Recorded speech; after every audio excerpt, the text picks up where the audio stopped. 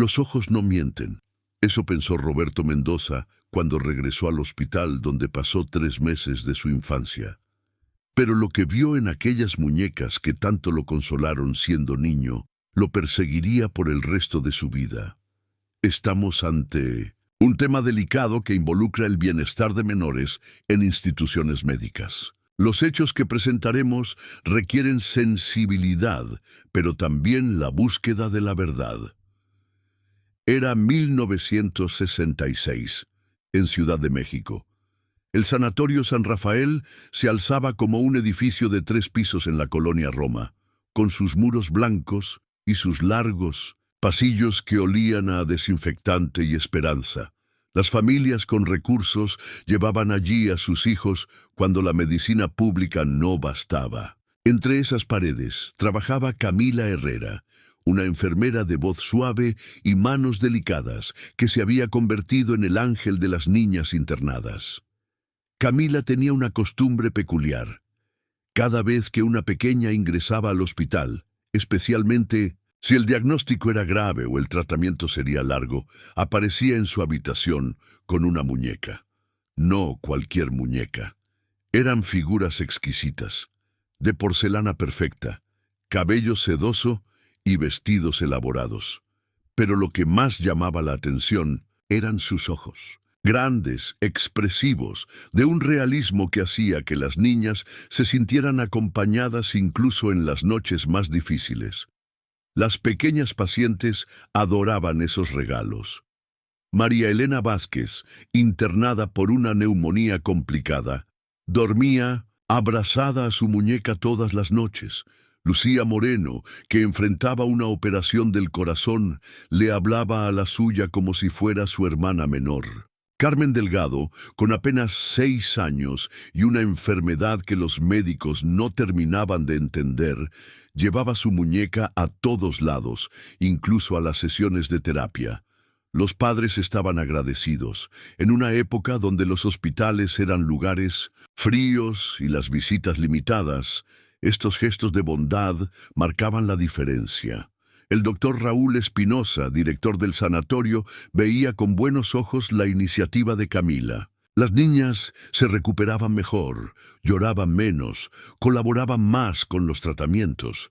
Era una solución perfecta para todos. Nadie cuestionaba de dónde salían las muñecas.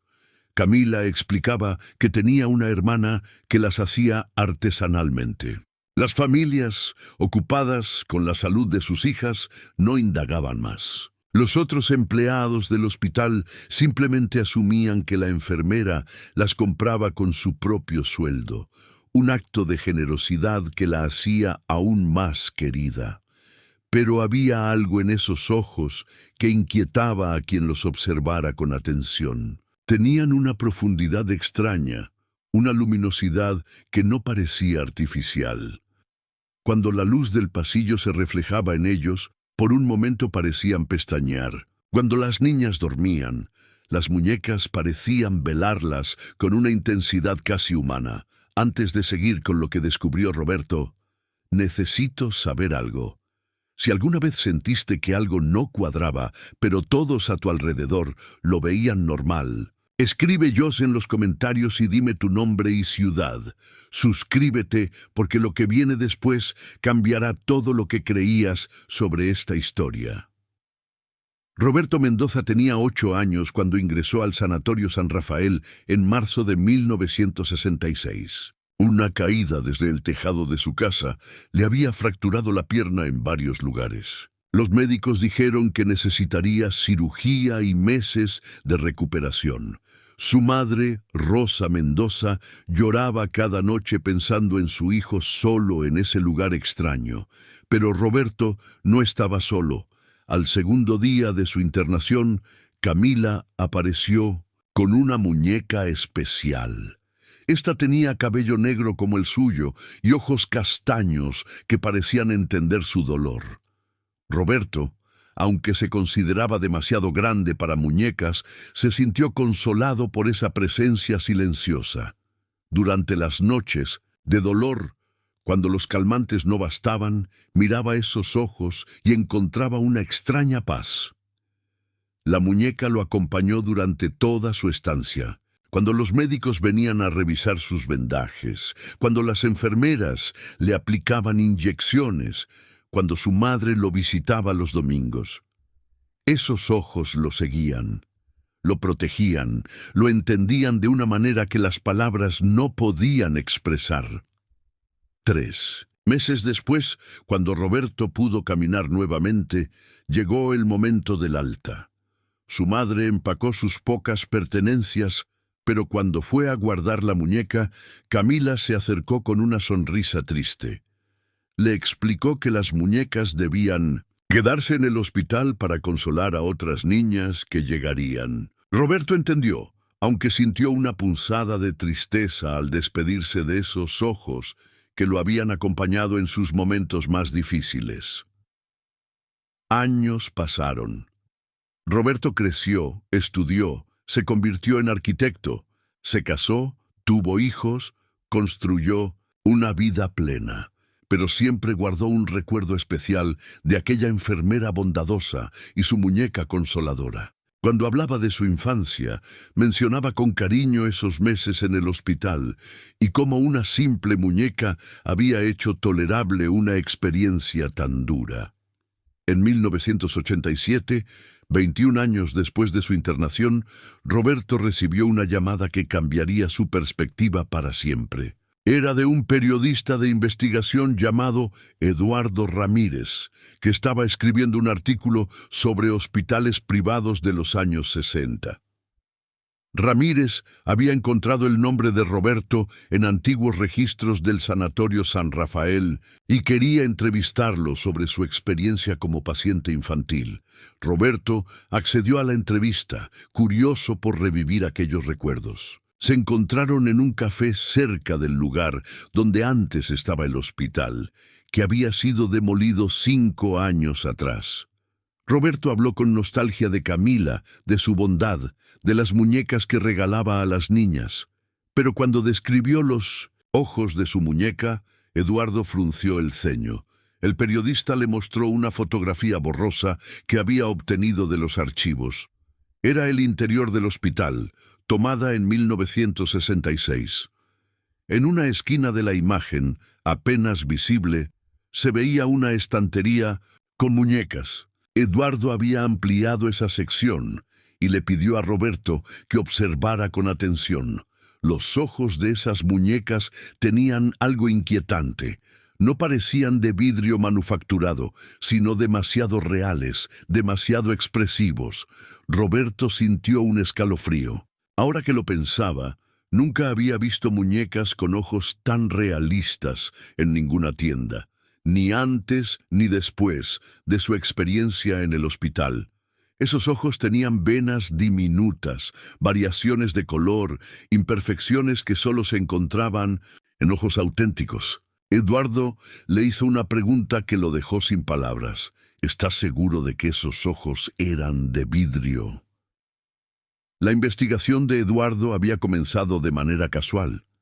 Mientras revisaba archivos sobre la historia médica de Ciudad de México, se topó con testimonios extraños de expacientes del Sanatorio San Rafael. Varios mencionaban a una enfermera que regalaba muñecas, pero había algo en sus descripciones que no cuadraba. Los ojos de esas muñecas se describían de manera demasiado vívida, demasiado específica. Eduardo decidió profundizar.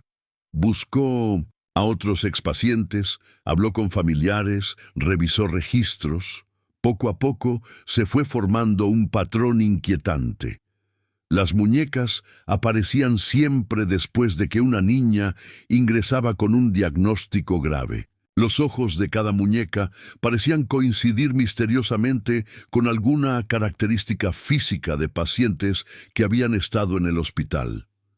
María Elena Vázquez, ahora una mujer de 40 años, recordaba perfectamente los ojos verdes de su muñeca. Eran idénticos a los de una niña llamada Patricia que había conocido en el hospital, una pequeña que había llegado con una enfermedad terminal y que había muerto durante su internación.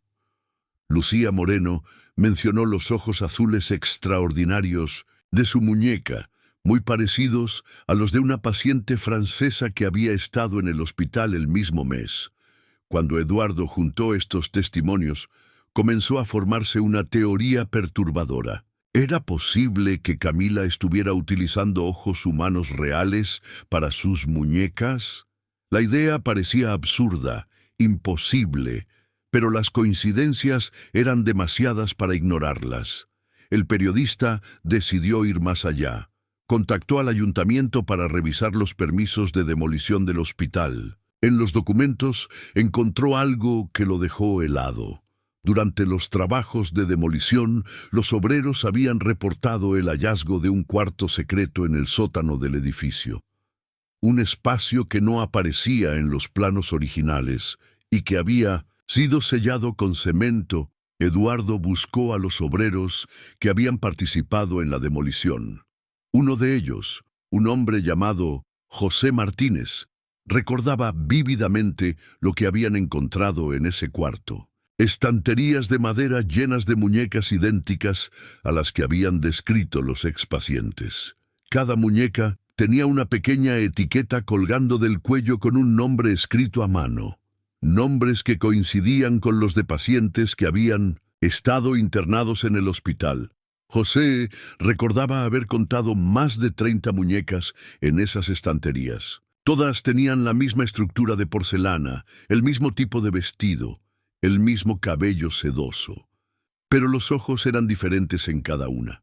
Algunos azules, otros verdes, marrones, grises, todos con un realismo que había inquietado a los obreros. El capataz había decidido quemar todo el contenido del cuarto, considerándolo simplemente trastos viejos del hospital.